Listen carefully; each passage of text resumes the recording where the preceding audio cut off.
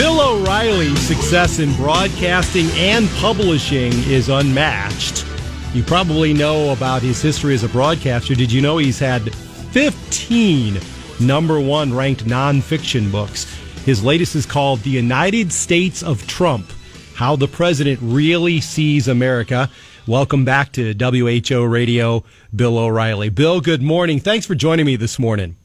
Sure, Jeff. Thanks for having me back. How are you? I am doing great. I imagine you have strong thoughts on this whole conversation about President Trump and Ukraine. In fact, you've said in a recent column his whole presidency hinges on it. Tell me what you mean by that, sir. Well, I wrote this book, The United States of Trump, and by the way, in the first week out, it sold more than 100,000 copies. And people are buying it because it's not a pro or anti-Trump book. It's basically a who is this guy? Yeah. And how did he pull this off? And I got lucky because even though the Ukraine thing was not on anybody's radar, including mine, the reason that he got involved with this is spelled out in the book. Donald Trump is a man who harbors grudges toward those who he believes are trying to hurt him and his family. Among those are Barack Obama, Hillary Clinton, and Joe Biden. Mm-hmm. He firmly believes that all three of them got away with unethical, perhaps illegal conduct. That's what the President of the United States firmly believes. Whether it's true or not doesn't matter, because that's what he believes. And he basically made the call to try to further fact-finding about this belief. All right, so Biden was in Ukraine. He threatened to hold up $1 billion worth of loans if a Ukrainian prosecutor wasn't fired. Trump asked the president, try to get some information to me, please. Do me a favor. Now, is that wrong? Is that a problem? Donald Trump's the chief law enforcement officer in this country as president. Doesn't he have a right to fact-find? So, to me, I'm sitting here and I'm going, the whole thing about Trump is personal. It's personal for him, and it's personal for every American. You either hate him or you like him. And unfortunately, a country's getting hurt in the process. That I agree with you, Bill, because the issue for so many people seems like, particularly because many of these Democratic groups have been pushing for impeachment since day one, literally. Are we trying to impeach a guy because we just don't like the way he behaves? That seems to be part of it. It's an excellent question, Jeff. Basically, this isn't being driven by Nancy Pelosi, who's on TV even as we speak. Right. Explaining I don't know what, because it's a simple question. What's the crime? Right. What's the crime? All right? So nobody can really answer. Well, you can't solicit. Okay. You don't have it. It's not there. The media is driving this impeachment thing. Nancy Pelosi and the Democrats are hitching a ride on the impeachment train, but the conductor is the media. Yeah. And why are they doing this? Well, they thought they had him on a Russian collusion. That fell apart. Now, with 13 months left until we vote for a president, there really isn't any Democrat that has captured the attention and the imagination of most Americans. You guys in Iowa, you see this firsthand. Democrats are there every single day. All right? Is there anybody like Barack Obama? Is there anybody like Bill Clinton way back in 1988? Mm-hmm. No, there isn't. So the media knows that unless they destroy Trump now, he's got a good chance to get reelected. And they don't want that above all else. And I explain why in The United States of Trump. I do want to turn back to that book, Bill, because you explore for something that's very fascinating to me. How did this brash, rich guy from New York become a spokesman for middle-class America? How did that happen? 1,000,001 shot. And that's why I decided to write the book. Actually, two reasons. Number one, nobody knows Donald Trump. They don't know anything about him. They think they might know him, but they don't know. I know him for 30 years. I know him pretty well. So I lay out who he really is as a human being. And I think that's interesting in itself. Secondly, he pulled off the most audacious political feat in the history of America. There's no doubt about it. Nobody's ever done that, even come close to doing what he did. with no organization, no political experience. He overwhelms the field, and he wins the presidency. So when you learn about who he is and how he did it, you'll go, wow, because it did require a lot of skill to do what he did. At the same time, a very flawed man. Yeah. There's no doubt he is. And those flaws hurt the country. And so I think that at this point, though, that many Americans are saying to themselves, look, we know that he's unorthodox. We know he's not disciplined in his speech and in his manner sometimes. But what is happening to him, particularly by the media, is wrong. And that is really going to be the big issue come the election day 13 months from now. Are you going to let the press pretty much do a coup d'etat on an elected president or not? And that has been a problem, Bill, and I love talking to you about this because there are issues people have with the media nationally, but the media is not willing to really address those. The reason that people hunger for folks like you and your website is so popular and people want to hear from you is because it seems like so much of the media anymore doesn't understand who they're reporting to. Would you agree with that point? Well, they don't care. I don't know if it's understand. Okay. They don't care. So does the New York Times care about anybody in Iowa? No. All right? Yep. So they're not going to go and solicit your point of view, Jeff, or anybody else's, because they don't care. It's all about making money, number one, and power, number two.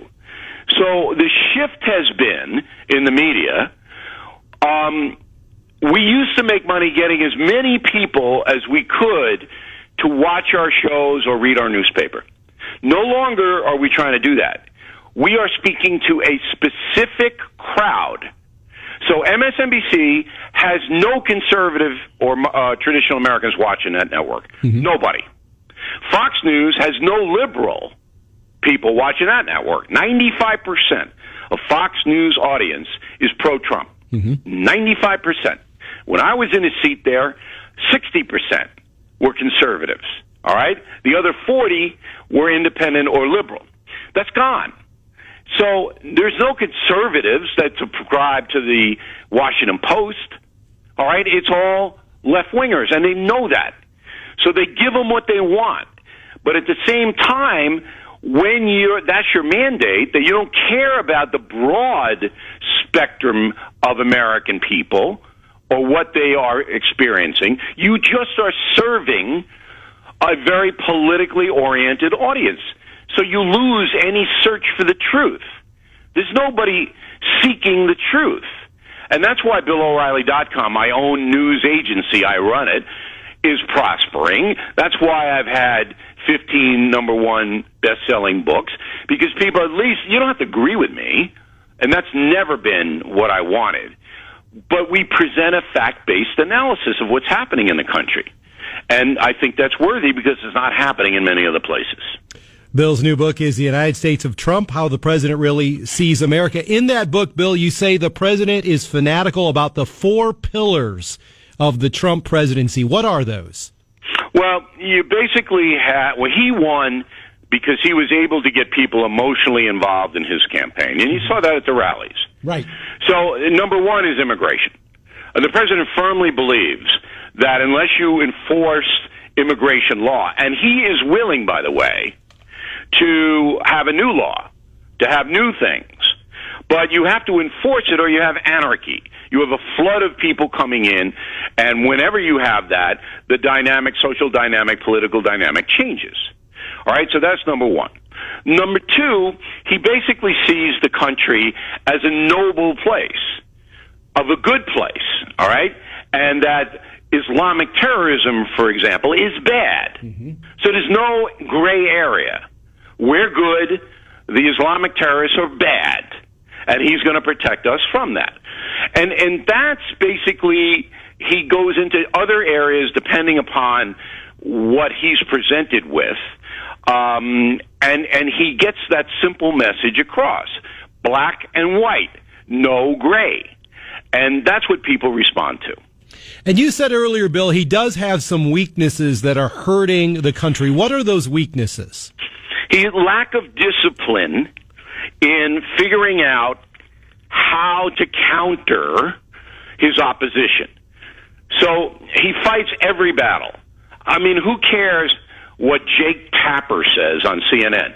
Nobody watches Jake Tapper, all right? No one. Nobody knows what he says. Nobody cares what he says. Yet Trump will put him in a tweet. Trump will waste time on him, and others like him.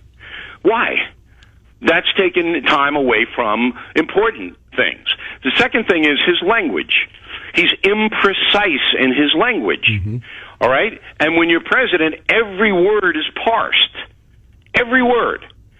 And, you know, he says something, for example, he'll say something in jest.